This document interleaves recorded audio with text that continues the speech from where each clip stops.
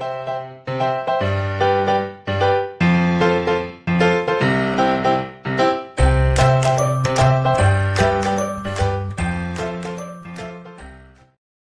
विद्यार्थी मित्रांनो, संजीवनी क्लासेस लोणेरेमध्ये आपलं सर्वांचं खूप खूप स्वागत. तुम्ही जर आमचे याआधीचे व्हिडिओज बघितलेले नसतील तर ते नक्की बघा आणि तुम्हाला जर ते आवडले तर लाईक करा, शेअर करा आणि सबस्क्राईब करा. आणि ज्यांनी आतापर्यंत आमच्या चॅनलला सबस्क्राईब केलेलं आहे त्यांचे खूप खूप धन्यवाद. चला तर मग आपण बघतो आहोत M1 चा थर्ड चॅप्टर अरिथमेटिक प्रोग्रेशन, त्यामध्ये प्रॉब्लेम सेट 3. आज आपण 11 सम पासून सुरुवात करणार आहोत. तुमच्या 11 समला टेक्स्टबुक मध्ये असा स्टार केलेला आहे, म्हणजे हा हॉटचा क्वेश्चन आहे. ओके, चला बघूया. If first term of an AP is a, second term is b, last term is c, then show that sum of all terms is first bracket मध्ये a plus c into second bracket मध्ये b plus c minus 2a upon 2 into bracket b minus a. हे आपल्याला दाखवायचे. आता त्यांनी जे काही दिलेलं आहे आपल्याला त्याच्यावरून आपण इथे लिहूया. फर्स्ट टर्म म्हणजेच त्यांनी आपल्याला T1 दिलेला आहे, तो आहे A. सेकंड टर्म म्हणजेच T2 त्यांनी दिलेला आहे B. आणि लास्ट टर्म म्हणजेच Tn त्यांनी दिलेला आहे आपल्याला C. ते आधी आपण लिहून घेऊया.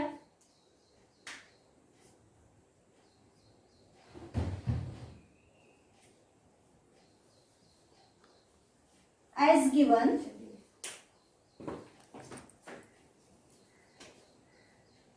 first term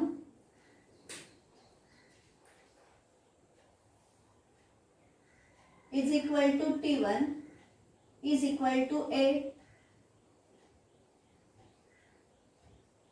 Second term is equal to T2. Second term त्यांनी दिलेला आहे B. आणि लास्ट टर्म म्हणजेच त्यांनी आपल्याला दिलेला आहे Tn is equal to C. बरोबर. त्यांनी आपल्याला सम ऑफ ऑल टर्म्स काढायला सांगितलेलं आहे, पण सम ऑफ ऑल टर्म्स म्हणजे आपल्याला Sn काढायचे. आणि Sn काढायचे म्हणजे आपल्याकडे n ची व्हॅल्यू असली पाहिजे. तर आपल्याकडे n ची व्हॅल्यू नाहीये, म्हणून आपल्याला आधी n ची व्हॅल्यू काढण्यासाठी Tn चा फॉर्म्युला वापरावा लागेल. बरोबर. मग Tn चा फॉर्म्युला वापरायचा म्हणजे आपल्याकडे A आणि D पण असलं पाहिजे. मग इथे आपल्याकडे फर्स्ट टर्म म्हणजे A आहे, मग आपण कॉमन डिफरन्स D ची व्हॅल्यू काढून घेऊया. Now common difference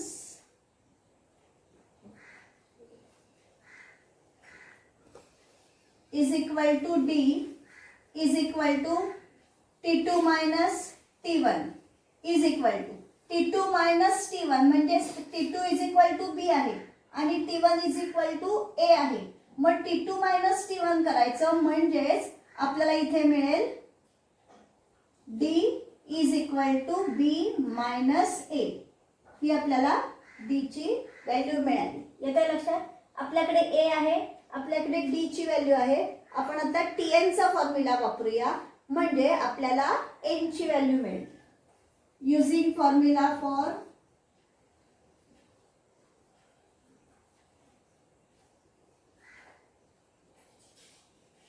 Tn. मग Tn चा फॉर्म्युला आहे Tn is equal to A plus n minus 1 into D. Therefore आता Tn ची व्हॅल्यू आपल्याकडे आहे C, म्हणजे या ज्या सगळ्या व्हॅल्यूज आहेत या सगळ्या व्हॅल्यूज आता आपण या फॉर्म्युला मध्ये घेऊया. Tn ची व्हॅल्यू आहे C is equal to A plus n minus 1 into D. D ची व्हॅल्यू आहे B मायनस A. आपण सगळ्या या A B C या सगळ्या व्हॅल्यूज आपण इथे वापरल्या. बरोबर आहे. मग आता इथे आपण लिहूया C is equal to A plus आता n मायनस 1 आणि B मायनस A या दोन ब्रॅकेटचं मल्टिप्लिकेशन आहे. प्रत्येक ब्रॅकेट मध्ये दोन टर्म्स आहेत. बरोबर. म्हणजे यांचं मल्टिप्लिकेशन करताना काय करायचं असतं की समजा मी हा ब्रॅकेट आहे तर या ब्रॅकेट मधला हा जो फर्स्ट टर्म आहे या फर्स्ट टर्मने B आणि A या दोघांना मल्टिप्लाय करणार. नंतर -1 जे आहे या 1 नी पुन्हा या ब्रॅकेट मधल्या दोन्ही टर्म्सना मल्टिप्लाय करायचं. मग आता n ने b ला मल्टिप्लाय केल्यानंतर येणार nb. n ने a ला मल्टिप्लाय केलं की येणार -na. -1 ने b ला मल्टिप्लाय केलं की येणार -b. आणि -1 ने a ला मल्टिप्लाय केलं की येणार -+ a. Therefore c is equal to, इथे पण a आहे आणि इथे पण a आहे, मग a + a इथे येणार 2a प्लस nb -na. या दोघांमधून मी n ला कॉमन घेते म्हणजे इथे येणार b - a आणि हे -b असेच राहिले. आता आपल्याला n ची व्हॅल्यू काढायची आहे, बरोबर. मग n ची व्हॅल्यू काढायची आहे म्हणजे आपल्याला काय करावं लागेल, एक एक करून n बरोबरचे हे जे सगळे 2a -b आणि हा ब्रॅकेट या सगळ्यांना एक एक करून इक्वल टू च्या लेफ्टला म्हणजे c च्या साइडला आणावं लागेल, म्हणजे या साइडला n राहील. मग आधी आपण इथे काय घेऊया, हे c आहे प्लस 2a या साइडला आल्यानंतर होतील -2a, -b आहेत ते या साइडला आल्यानंतर येतील +b इज इक्वल टू, मी फक्त जे प्लस आणि मायनस होणारे आहेत तेच दोन टर्म्स फक्त आधी इथे घेतले. +2a चे -2a झाले, -b चे +b झाले, म्हणजे इथे राहिले n into bracket b - a. Therefore c -2a + b - a इथे n ला मल्टिप्लाय आहे, या साइडला आल्यानंतर ते डिवाइड होतील. b - a is equal to n. आता नेहमी कोणताही सम सॉल्व करत असताना जर का त्यांनी शो दॅट वगैरे सांगितलेलं असेल तर आपल्याला काय दाखवायचं आहे ते लक्षात ठेवायचं. बघा b + c - 2a, b + c - 2a हे आपल्याला इथे मिळालेले आहेत, फक्त त्यांची जागा आपली बदललेली आहे, बरोबर. मग तुम्ही या पद्धतीने इथे लिहून घेतलं तरी चालेल. तर इथे आपल्याला हे मिळालेले आहेत c - 2a + b, पण आपल्याला जे दाखवायचे त्याच्यामध्ये b + c - 2a हवंय.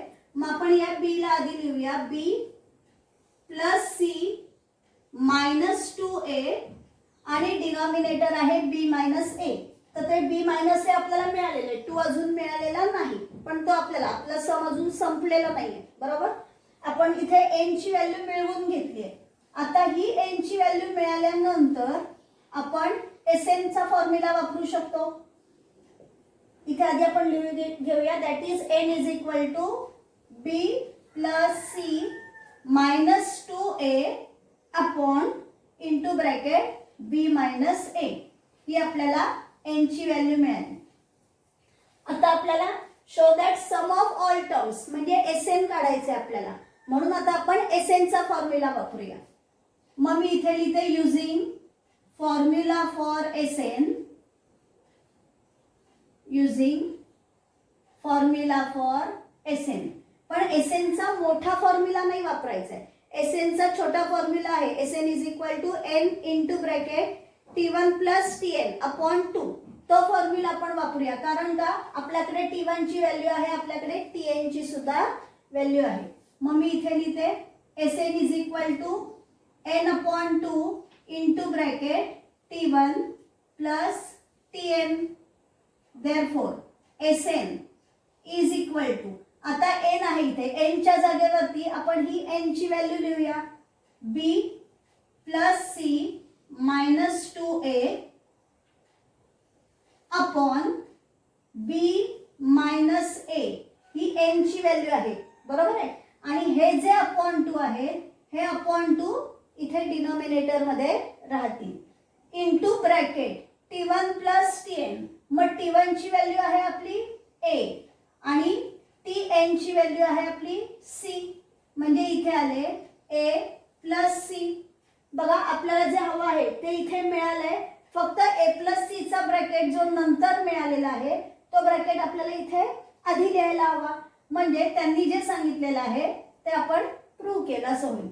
म्हणून मग आपण इथे लिहूया, that is Sn is equal to first bracket मध्ये a + c, सेकंड ब्रॅकेट मध्ये घेऊया b + c -2a आणि डिनॉमिनेटर मध्ये येणार 2 इंटू ब्रॅकेट b - a. म्हणजे आपलं फायनल आन्सर इथे दाखवता येईल की therefore sum of all terms in the given AP is a plus c into second bracket b plus c minus 2a upon 2 into bracket b minus a. हे झालं आपलं final answer.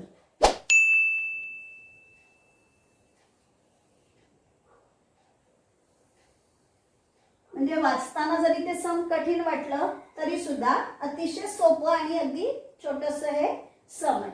आता आपण बघूया नेक्स्ट सम. आता बघूया 12th sum. If the sum of first p terms of an AP is equal to the sum of first q terms, then show that the sum of its first p plus q terms is 0. sum of p terms म्हणजे sp आणि sum of q terms म्हणजे sq. त्यांनी आपल्याला दिलेला आहे की sum of p terms is equal to sum of first q terms म्हणजे sp is equal to sq. हे त्यांनी आपल्याला दिलेलं आहे आणि आपल्याला दाखवायचे आहे की sum of first p plus q terms म्हणजे sp प्लस q इज 0. हे आपल्याला प्रूव्ह करून दाखवायचं आहे. मग इथे आपल्याला Sn चा फॉर्म्युला घेऊन हे प्रूव्ह करायचे. चला सुरुवात करूया आपण. इथे लिहिते मी सम of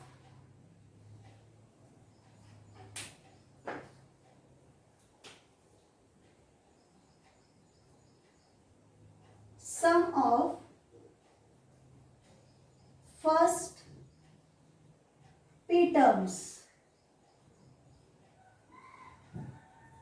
is equal to sp. sum of first q terms. sum of first q terms येणार sq. using formula for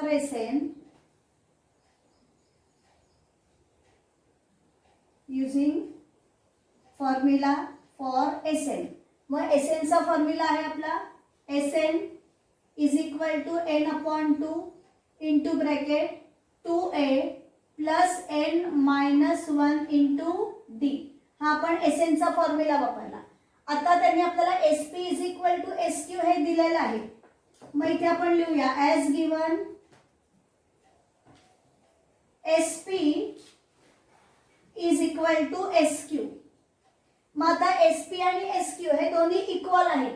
मग जसं आपण इथे Sn चा फॉर्म्युला लिहिलेला आहे तसं sp आणि sq या दोन्हीसाठी हा आपण फॉर्म्युला इथे वापरूया. therefore मग n च्या इथे फक्त p येणार आहे.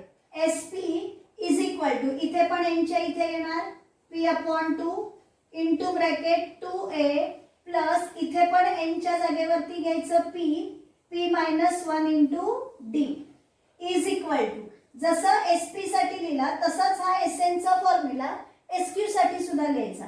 मग इथे मी लिहिते q upon 2 into bracket 2a plus q minus 1 into d. मग sp आणि sq या दोन्हीसाठी आपण हा फॉर्म्युला लिहिला. आता इथे sp असं नको लिहूया कारण का sp चा फॉर्म्युला जो आहे Sn चा फॉर्म्युला तो आपण डायरेक्ट sp साठी लिहिलेला आहे. sq साठी हाच फॉर्म्युला आपण लिहिला म्हणजे इथे आपल्याला sp लिहायची काही गरज नाहीये. ओके. मग इथे मी लिहिते. आता बघा इथे या बाजूला डिनॉमिनेटर मध्ये 2 आहे p अपॉन 2 आहे आणि इथे आहेत q अपॉन 2. हे या ब्रॅकेटला मल्टिप्लाय आहेत p अपॉन 2 या ब्रॅकेटला मल्टिप्लाय. मग आपल्याला माहितीये की एखादा नंबर इक्वल टू च्या या साइडला डिवाइड असेल तर तो त्या साइडला मल्टिप्लाय होतो. मग हे 2 जर या साइडला मल्टिप्लाय झाले तर 2 आणि 2 दोन्ही कॅन्सल होतील. बरोबर. म्हणून ते तसं न आणता आपण डायरेक्ट इथे 2 आणि 2 कॅन्सल करूया आणि आता इथे येणार मग p into bracket 2a plus आता या ब्रॅकेटच्या बाहेर d आहे, या d ने ब्रॅकेट मधल्या प्रत्येक टर्मला मल्टिप्लाय करायचं. मग p इंटू d येणार आहे pd मायनस 1 इंटू d येणार आहे d is equal to same या साईडला आपण करूया q into bracket 2a plus q into d येणार qd मायनस 1 इंटू d येणार मायनस d. आता ब्रॅकेटच्या बाहेरचा जो टर्म आहे त्या टर्मनी ब्रॅकेट मधल्या प्रत्येक टर्मला आपण मल्टिप्लाय करू. मग p ने 2a ला मल्टिप्लाय केल्यानंतर येणार 2ap प्लस p ने pd ला मल्टिप्लाय केलं की p इंटू p येणार p स्क्वेअर म्हणजे इथे मिळणार p square d minus p into d येणार आहे pd इज इक्वल टू तसंच इथे पण घेऊया q ने ब्रॅकेट मधल्या प्रत्येक टर्मला मल्टिप्लाय करायचं. मग q इंटू 2a येणार 2aq plus q into qd मग q इंटू q येणार q square d minus q into d येणार आहे qd. देअरफॉर आता काय करायचं हे जे राईट साइडचे सगळे टर्म्स आहेत हे सगळे टर्म्स आपण लेफ्ट साइडला आणायचे. मग इथे मी लिहिते आधी इथे जे लेफ्टचे टर्म्स आहेत हे सगळे टर्म्स लिहून घेऊया आणि मग या टर्म्सना आपण लेफ्टला आणूया. 2ap plus p square d minus pd आता प्लस 2aq त्याचे होतील मायनस. आता हे राईटचे लेफ्टला आणताना त्यांचे साइन चेंज करायला विसरायचं नाही. प्लस 2aq चे होतील minus 2aq plus q square d चे होतील मायनस q स्क्वेअर d आणि मायनस qd चे होतील plus qd is equal to 0. Therefore आता याच्यामध्ये बघा लाईक टर्म्स आहेत ते लाईक टर्म्स आपण आधी जवळ जवळ आणूया. 2ap 2aq 2ap आणि minus 2aq p square plus p square d minus q square d minus pd आणि प्लस qd हे लाईक टर्म्स आहेत यांना आपण आधी जवळ जवळ आणू. मग इथे मी लिहिते 2ap minus 2aq plus p square d minus q square d minus pd plus qd is equal to 0. आता हे जे लाईक टर्म्स आहेत ना या लाईक टर्म्स मधून आपल्याला जे कॉमन मिळतात ते कॉमन आपण ब्रॅकेटच्या बाहेर घेऊ म्हणजे मग जे अनकॉमन टर्म्स असतील ते ब्रॅकेट मध्ये जातील. मग आता 2ap आणि मायनस 2aq बघा आपण हे दोन दोन टर्म्सचा हा ग्रुप करूया म्हणजे याच्यामधून लाईक टर्म्स जे आहेत ते लाईक टर्म्स आपल्याला काढायला त्या लाईक टर्म्स मधून कॉमन काढायला सोपं जाईल. 2a आणि 2a मग इथून आपण 2a कॉमन घेतले म्हणजे इथे ब्रॅकेट मध्ये आले p मायनस इथून ब्रॅकेट मध्ये आले q प्लस इथे दोन्हीकडे d कॉमन आहे मग d ब्रॅकेटच्या बाहेर कॉमन आले म्हणजे ब्रॅकेट मध्ये आले p square minus q square. इथे दोन्हीकडे आता हे बघा इथे मायनसचं साइन आहे म्हणजे इथे मायनसचं साइन येणार. मग आता लक्षात ठेवायचं की ज्या वेळेला इथे मायनसचं साइन आपण ब्रॅकेटच्या बाहेर घेऊ त्यावेळेला ब्रॅकेट मध्ये लिहिताना इथे जे दोन्ही टर्म्सचे साइन आहेत ते दोन्ही टर्मचे साइन्स येणार नाहीत. साइन आता चेंज होईल म्हणजे हे मायनस आहेत त्याचे प्लस होतील. मी दोन्हीकडून इथून d कॉमन काढते आधी मायनस d आणि हे मायनस p आहेत त्याचे प्लस p होतील आणि प्लस q चे होतील minus q is equal to 0. नेहमी लक्षात ठेवा आता इथे ब्रॅकेटच्या बाहेर प्लस साइन आहे त्यामुळे इथे जरी आपण कॉमन काढलं तरी या दोघांच्या साइन मध्ये काही फरक पडला नाही ते आहे तेच राहिले. पण जर ब्रॅकेटच्या बाहेर कॉमन काढताना मायनसचं साइन आलं तर मात्र हे वरती दोघांचे जे साइन आहेत ते साइन ब्रॅकेट मध्ये चेंज होतात. हे मायनस p चे प्लस p झाले आणि प्लस q चे मायनस q झाले हे लक्षात ठेवायचं. आता इथे येणार 2a into bracket P minus Q plus D. आता इथे P square minus q square आहे, मग इथे ए स्क्वेअर मायनस बी स्क्वेअर हे एक्सपान्शन कोणाचं आहे, ए प्लस बी आणि ए मायनस बीचं, बरोबर. तसंच p square minus q square याच्यासाठी आपण वापरू शकतो इथे p plus q p minus q minus d. पुढचा टर्म आहे तो आहे तसाच राहणार आहे p minus q is equal to 0. आता बघा इथे ज्यांच्यामध्ये मल्टिप्लिकेशन असतं ना तो हा कंप्लीट एक टर्म आहे. टर्म्स जे आहेत ते प्लस आणि मायनसच्या साईनने सेपरेट होतात, लक्षात घ्या. म्हणजे या प्लसच्या आधीचा हा जो आहे हा कंप्लीट एक टर्म आहे, प्लसच्या नंतरचा ते या मायनसच्या पर्यंत हा जो आहे हा कंप्लीट सेकंड टर्म आहे आणि हा आहे थर्ड टर्म. मग या तिन्ही टर्म्सना जर नीट ऑब्झर्व केलं तर काय लक्षात येते, इथे पण पी मायनस क्यू आहे, इथे पण पी मायनस क्यू आहे आणि इथे सुद्धा पी मायनस क्यू आहे. म्हणजे तिन्ही कडून पी मायनस क्यू हे ब्रॅकेट कॉमन येईल. मग इथे आपण घेऊया therefore p मायनस क्यू हा ब्रॅकेट आपण कॉमन बाहेर घेऊया सगळीकडून p मायनस क्यू. आणि आता स्क्वेअर ब्रॅकेट मध्ये घेऊया 2a प्लस इथून p मायनस क्यू आपण कॉमन घेतलेले आहे, म्हणजे आता ब्रॅकेट मध्ये येणार d into bracket p plus q. इथे येणार d into bracket p plus Q. इथून सुद्धा p मायनस क्यू आपण कॉमन घेतलेले आहेत, म्हणजे हे मायनस डी आहेत, हे मायनस डी ब्रॅकेट मध्ये जातील is equal to 0. therefore p minus q into bracket 2a plus. आता बघा इथे पण या p प्लस क्यू मधून आपण d कॉमन घेतलेला आहे, मग इथे पण मायनस डी आहे ना, म्हणजे या d ला या तिन्हीकडे मिळून आपण इथे कॉमन घेऊ शकतो. म्हणजे ब्रॅकेट मध्ये इथे हे p प्लस क्यू आहेत आणि या d ला आपण इथे कॉमन म्हणून घेतलं, म्हणजे इथे राहणार आहे -1 इज इक्वल टू 0.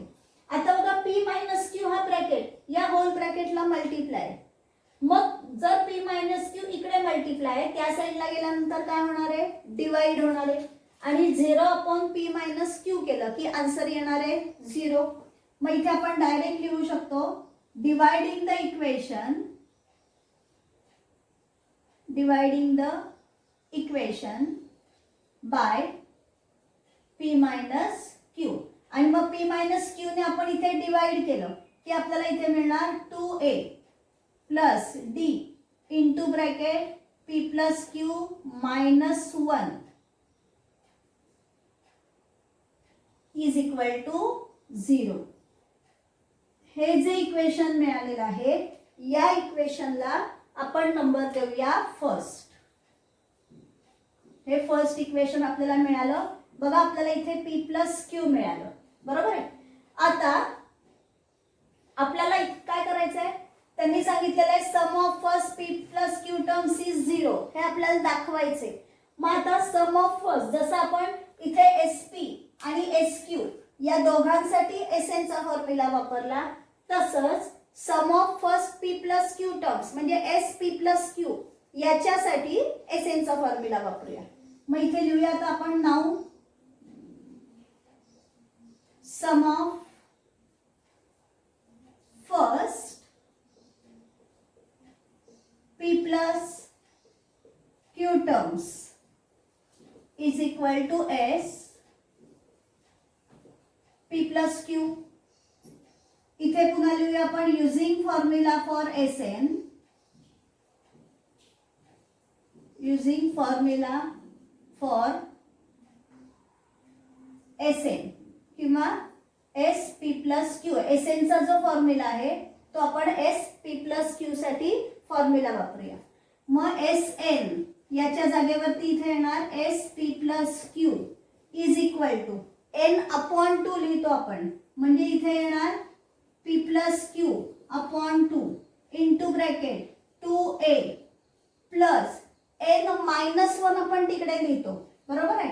मग n च्या जागेवरती इथे येणार p plus Q minus 1 into d is equal to 0. Therefore s p plus q is equal to, हे p plus q अपॉन 2 आहेत ना, हे आपण आहे तसेच ठेवूया. आता बघा इथे जो ब्रॅकेट आपल्याला आलेला आहे त्या ब्रॅकेटला या ब्रॅकेट बरोबर कंपेअर करा. 2a plus p plus q minus 1 into D, फक्त इथे d आधी आहे, इथे p plus q minus 1 into D नंतर आलेला आहे. पण जे इथे तुम्हाला लेफ्ट हँड साईडला मिळालेलं आहे तेच सगळं तुम्हाला या ठिकाणी ब्रॅकेटमध्ये मिळालेलं आहे. मग याची व्हॅल्यू आहे 0, म्हणजे या कंप्लीट ब्रॅकेटच्या जागेवरती आपण इथे लिहू शकतो 0. इथे 0 येणार नाही, या साईडला इथे येणार p plus q upon 2 into 0. इथे आपण लिहू शकतो फ्रॉम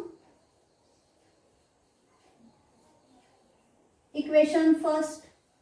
मग फर्स्ट इक्वेशन वरून आपण हे इथे लिहिलं s p plus q is equal to p plus q upon 2 into bracket 0. मग 0 नी कोणत्याही नंबरला किंवा टर्मला मल्टिप्लाय केलं की आन्सर येतं 0.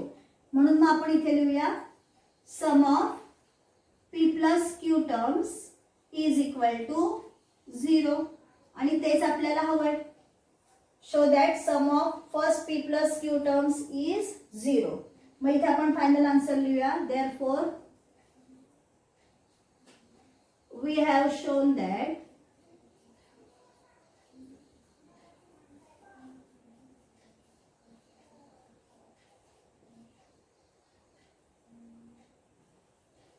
sum of first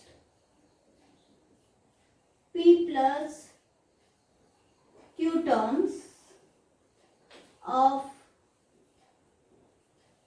given AP is 0. हे आलं आपलं फायनल आन्सर. म्हणजे इथे त्याने आपल्याला प्रूव्ह करायला सांगितलेलं आहे, त्यामुळे इथे काही असं वेगळी व्हॅल्यू वगैरे आपल्याला मिळालेली नाहीये की आपण प्रूव्ह करून दाखवलं की sum of first p plus q terms is 0. येतं लक्षात सगळ्यांना. आता आपण बघूया नेक्स्ट सम. सम बघूया. If m times the nth term of an AP is equal to the n times the nth term, then show that the m plus nth term of the AP is 0. बघा m times आलं की नेहमी लक्षात ठेवायचं की त्या ठिकाणी multiplication असणार आहे. जसं आपण 2 टाइम्स म्हणजे ट्वाइस म्हटलं की 2 ने मल्टिप्लाय करतो, 3 टाइम्स किंवा थ्राइस म्हटलं की 3 ने मल्टिप्लाय करतो, तसं इथे m टाइम्स म्हणजे आपल्याला n ने मल्टिप्लाय करायचंय. कशाला मल्टिप्लाय करायचं आहे तर nth term of AP.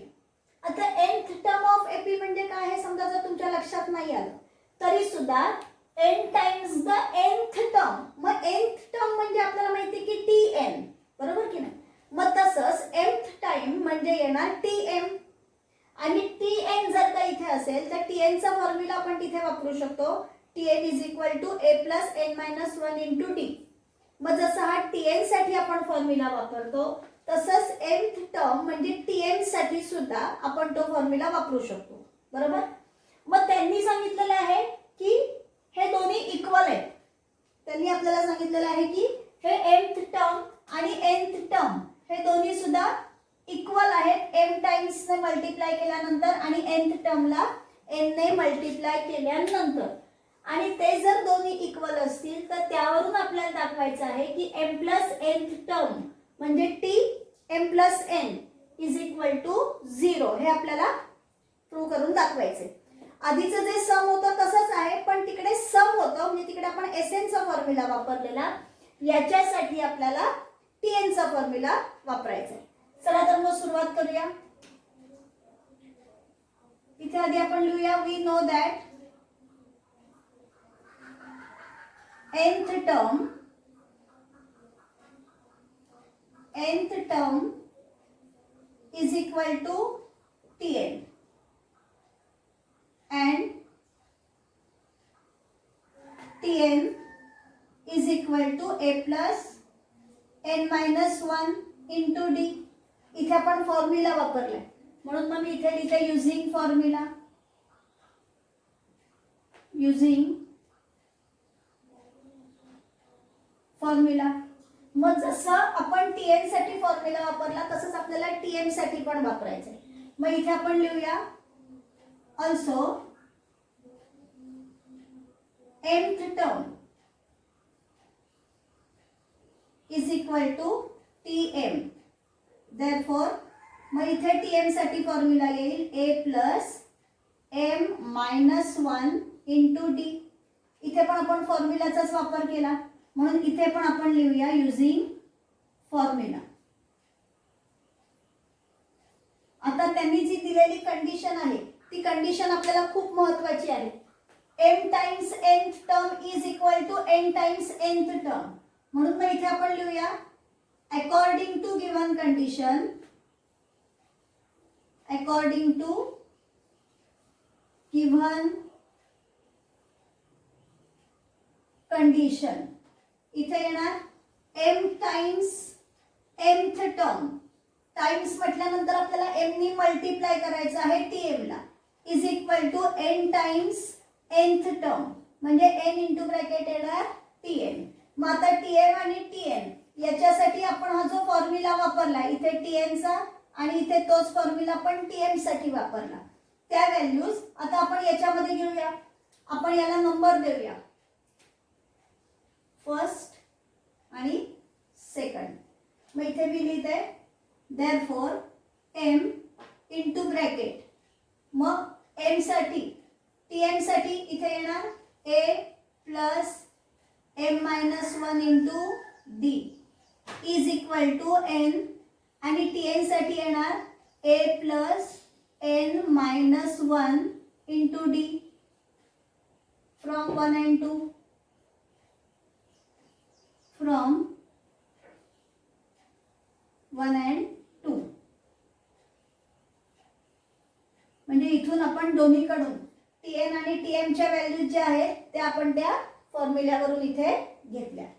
Therefore आता मल्टिप्लिकेशन करूया. आधी ब्रॅकेटच्या आतमधलं जे ब्रॅकेट आहे त्याचं मल्टिप्लिकेशन कंप्लीट करू. मग इथे येणार a प्लस m ने d ला मल्टिप्लाय केल्यावर येणार md आणि 1 ने d ला मल्टिप्लाय केल्यानंतर येणार d is equal to n. इथे पण तसंच मल्टिप्लिकेशन कंप्लीट करूया. a plus n into d येणार nd मायनस 1 इंटू d येणार आहे d. देअरफॉर आता हे जे ब्रॅकेटच्या बाहेरचे m आहेत या m ने ब्रॅकेट मधल्या प्रत्येक टर्मला आपण मल्टिप्लाय करूया. मग m इंटू a येणार ma plus m into md म्हणजे m इंटू m स्क्वेअर येणार आणि d minus m into d म्हणजे आले minus md is equal to इथे पण तसंच मल्टिप्लाय केल्यानंतर येणार na plus n square d minus nd. Multiplication complete झाले. आता जे राईट साइडला टर्म्स आहेत त्या सगळ्या टर्म्सना लेफ्ट साइडला आणूया. लेफ्ट साइडला आणताना त्यांचे साइन चेंज करायला विसरायचे नाही.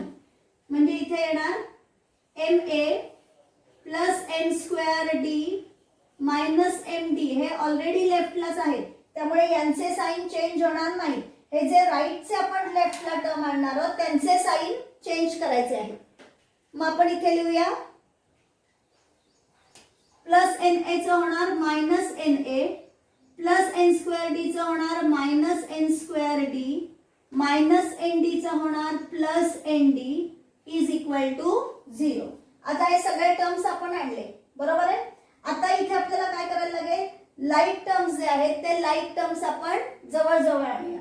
म्हणजे इथे येणार ma ला इथे जवळ कोण येणार minus na ma minus na plus n square d याला जवळ येणार मायनस n स्क्वेअर d आणि मायनस md याच्या जवळ येणार plus nd is equal to 0. आता इथे बघा हे लाईक टर्म्स आहेत ma minus na m square d minus n square d आणि मायनस md आणि प्लस nd. मग याच्यामधून कॉमन काढूया आपण. या दोघांमधून a कॉमन येणार आहे बरोबर. मग इथे मी कॉमन काढते. Therefore a into bracket M minus N plus इथे दोन्हीकडे डी कॉमन येणार आहे, ब्रॅकेटमध्ये येणार m square minus N square म्हणजे d into bracket n square minus N square. इथे बघा मायनस साइन आहे म्हणजे मायनस डी ब्रॅकेटच्या बाहेर काढले की रिमेनिंग टर्म्स ब्रॅकेटमध्ये लिहिताना त्यांचे साइन चेंज करायला विसरायचे नाहीत. म्हणजे इथे येणार मायनस डी ब्रॅकेटच्या बाहेर आले की ब्रॅकेटमध्ये मायनस एन चे प्लस एन झाले आणि प्लस एन चे होतील minus N is equal to 0. Therefore इथे N square minus N square आहे. आधीच्या सम मध्ये जसं आपण एक्सपान्शन वापरलं होतं ए स्क्वेअर मायनस बी स्क्वेअरचं A plus B A minus B, same expansion आपल्याला इथे वापरायचंय.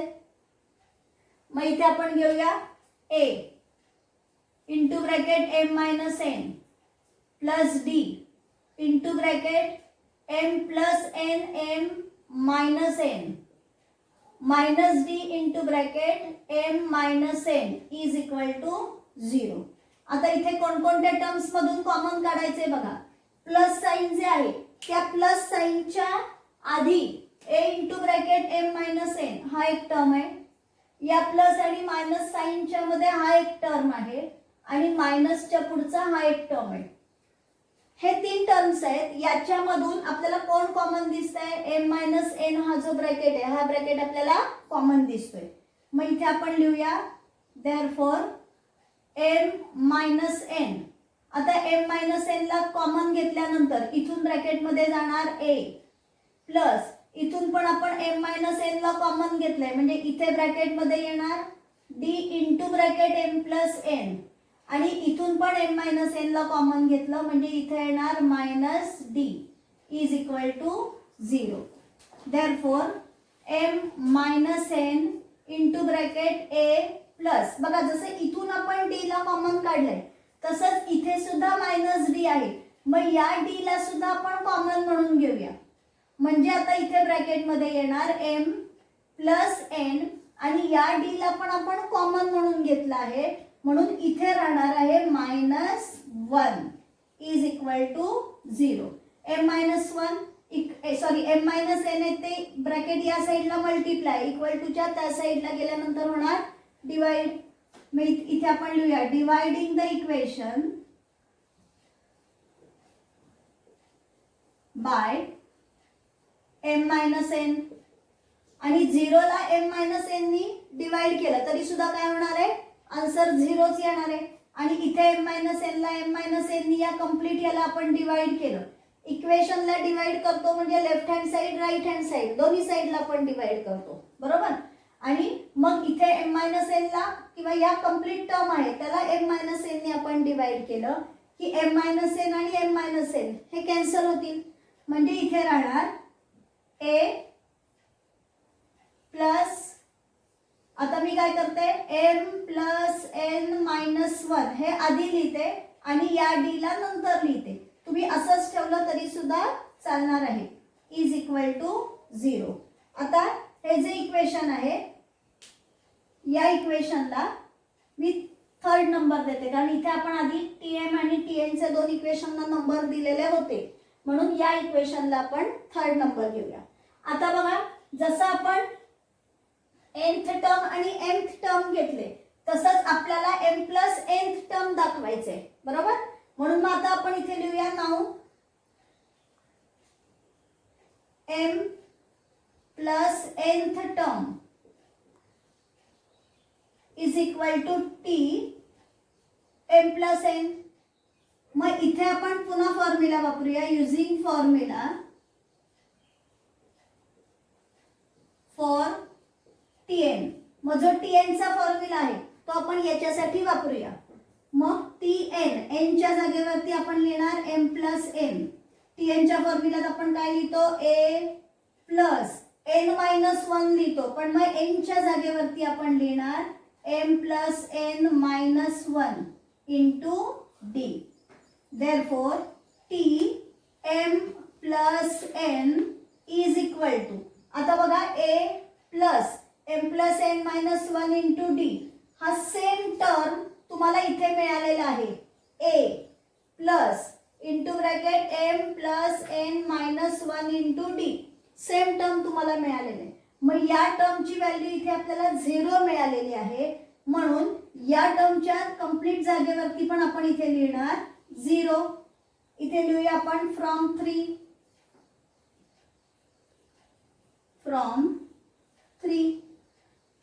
आणि तेच तर आपल्याला दाखवायचं आहे. इथे त्यांनी सांगितलंय show that the m plus nth term of the AP is 0. मग m plus nth term is equal to 0 हे आपण दाखवलं. मग आपण आता फायनल आन्सर लिहूया. वी हॅव शोन दॅट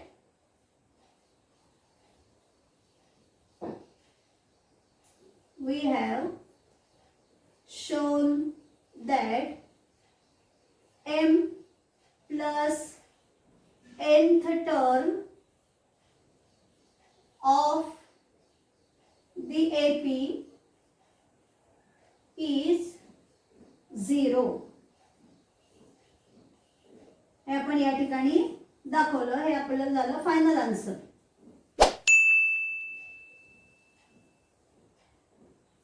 म्हणजे याच्या आधीचं सम आणि हे सम हे बऱ्यापैकी जवळजवळ सारखे आहे, फक्त तिथे एसएनचा फॉर्म्युला आपण वापरलाय आणि तिथे असं एम आणि एन ने मल्टिप्लाय करायला नव्हतं. येतं लक्षात? जसं इथे आपण एम आणि एन ने मल्टिप्लाय केलं तसं तिथे फक्त मल्टिप्लिकेशन नव्हतं. येतं लक्षात? पण दोघांचं बाकीचं पुढचं जे आपण स्टेप सॉल्व्ह करतो या बऱ्यापैकी सेम आहे. त्यामुळे तुम्ही या दोन्ही सम्सची खूप चांगल्या प्रकारे प्रॅक्टिस करा, कारण हे दोन्ही सुद्धा हॉट्सचे सम आहेत. 14 सम म्हणजे या प्रॉब्लेम सेट मधलं हे लास्ट सम आहे. ₹1000 is invested at 10% simple interest. Check at the end of every year if the total interest amount is in AP. If this is an AP, then find interest amount after 20 years. For this, complete the following activity. त्यांनी ही आपल्याला activity दिलेली आणि अतिशय simple activity आहे. पण मी प्रत्येक वेळेला सांगते की जरी ऍक्टिव्हिटी असेल तरी ॲज अ सम म्हणून सुद्धा तुम्हाला ते सॉल्व्ह करता आलं पाहिजे. ऍक्टिव्हिटीमध्ये त्यांनी स्टेप्स दिलेले असतात, फक्त तुम्हाला तिथे फिल इन द ब्लँक्स लिहायचे असतात. पण जर हेच तुम्हाला ॲज अ सम म्हणून सॉल्व्ह करायला आलं तर या स्टेप्स ज्या आहेत या स्टेप्स सगळ्या तुम्हाला माहिती असल्या पाहिजे. चला बघा, त्यांनी काय म्हटलेलं आहे की सुरुवातीला त्यांनी दिलेलं आहे simple interest is equal to. Simple इंटरेस्टचा फॉर्म्युला आपण शिकलेलो आहोत P into R into N upon 100. इथे P म्हणजे असतं प्रिन्सिपल, R म्हणजे आहे रेट ऑफ इंटरेस्ट आणि N म्हणजे असतं पिरियड, म्हणजे नंबर ऑफ इयर जे काही असतील ते एनच्या इथे असतात. बरोबर? मग आता सगळ्यात पहिल्यांदा आपल्याला हवं आहे simple interest after 1 year. Simple interest after 1 year. मग आता इथे ₹1000 इन्व्हेस्टेड आहे ना, म्हणजे P च्या इथे आली 1000 into r rate of interest आहे ॲट 10% सिंपल इंटरेस्ट म्हणून इथे आलं 10. आपण फॉर 1 इयर बघतो आहोत म्हणून इथे एनच्या इथे आलं इंटू 1 अपॉन 100. मग आता हे इथे कॅन्सल होतील 0 0. बरोबर ना? हे 2 0 आणि हे 2 0 कॅन्सल झाले. 100 इंटू 1 म्हणजे इथे आन्सर आलं 100. सिंपल इंटरेस्ट आफ्टर 2 इयर्स आहे, म्हणजे तुमचं आता इथे जे पी ची व्हॅल्यू आहे ती पी ची व्हॅल्यू प्रिन्सिपल सेम राहिलेला आहे, रेट ऑफ इंटरेस्ट आहे तो पण सेम राहिलेला आहे, फक्त एनच्या इथे नंबर ऑफ इयर्स आता 2 आलेले आहेत. बरोबर? म्हणजे इथे पुन्हा जर 0 0 कॅन्सल केले तर 100 इंटू 2 म्हणजे इथे येणार 200. तसंच सिंपल इंटरेस्ट आफ्टर 3 इयर्स आहे ते येणार 300. ते त्यांनी आपल्याला दिलेलं आहे. बरोबर? According to this the simple interest for 4 5 6 years will be. मग 4 5 6 इयर, मग 4 इयर्स साठी सिंपल इंटरेस्ट येणार 400. तसं 5 इयर्स साठी सिंपल इंटरेस्ट येणार 500 आणि 6 इयर्स आहे तर 6 इयर्स साठी सिंपल इंटरेस्ट येणार 600 रिस्पेक्टिव्हली. बरोबर? आता पुढे फ्रॉम धिस डी. मग डी म्हणजे काय असणार? T2 मायनस T1 असणार आहे. या ज्या सगळ्या व्हॅल्यूज मिळालेल्या आहेत 100 200 300 400 या सगळ्या डी च्या व्हॅल्यूज आहेत. बरोबर? मग तुम्ही या सगळ्या T1 T2 T3 हे जे इंटरेस्ट मिळालेला आहे त्याच्या व्हॅल्यूज आहेत. मग डी काढणार म्हणजे आपण T2 मायनस T1 काढणार. मग 200 मायनस 100 केलं की आपल्याला इथे डी ची व्हॅल्यू मिळणार 100. आणि ए ए म्हणजे फर्स्ट इयरचा इंटरेस्ट, मग फर्स्ट इयरचा इंटरेस्ट आहे 100, म्हणून इथे येणार ए इज इक्वल टू 100. मग आपल्याला ए ची व्हॅल्यू मिळाली, डी ची व्हॅल्यू मिळाली. Amount of simple interest after 20 years, कारण आपल्याला ते काढायचे, find interest amount after 20 years, बरोबर. मग आता याच्यासाठी Tn is equal to a plus n minus 1 into d, हा फॉर्म्युला आपण वापरणार. मग आफ्टर 20 इयर्स म्हणजे आपल्याला T20 काढायचे. मग T20 इज इक्वल टू, मग आपल्याला ए ची व्हॅल्यू मिळालेली आहे 100 आणि डी ची व्हॅल्यू पण आपल्याला मिळालेली आहे 100. मग आपण इथे लिहिणार, ए च्या इथे लिहिणार आपण 100 आणि डी च्या इथे पण आपण लिहिणार 100, बरोबर. मग 100 प्लस 20 मायनस 1 इंटू 100, बरोबर. मग आता याचा आन्सर किती येईल बघा, हे 100 इथे येतील, 20 मायनस 1 येणार 19, 19 इंटू 100 येणार 1900. मग 1900 प्लस 100 म्हणजे इथे आले 2000, या ठिकाणी आपल्याला मिळाले 2000, बरोबर. मग amount of simple interest after 20 years is, इथे येणार 2000, म्हणजे आपलं आन्सर आलं या समचं 2000. लक्षात येते सगळ्यांना. अतिशय सिंपल अशी ऍक्टिव्हिटी आहे, सगळ्यांनी नीट करायची आहे. आणि या ठिकाणी आपला प्रॉब्लेम सेट कंप्लीट झाला. या व्हिडिओमध्ये आपण इथेच थांबणार आहोत. पुढचे चॅप्टर घेऊन आपण भेटूया पुढच्या व्हिडिओमध्ये.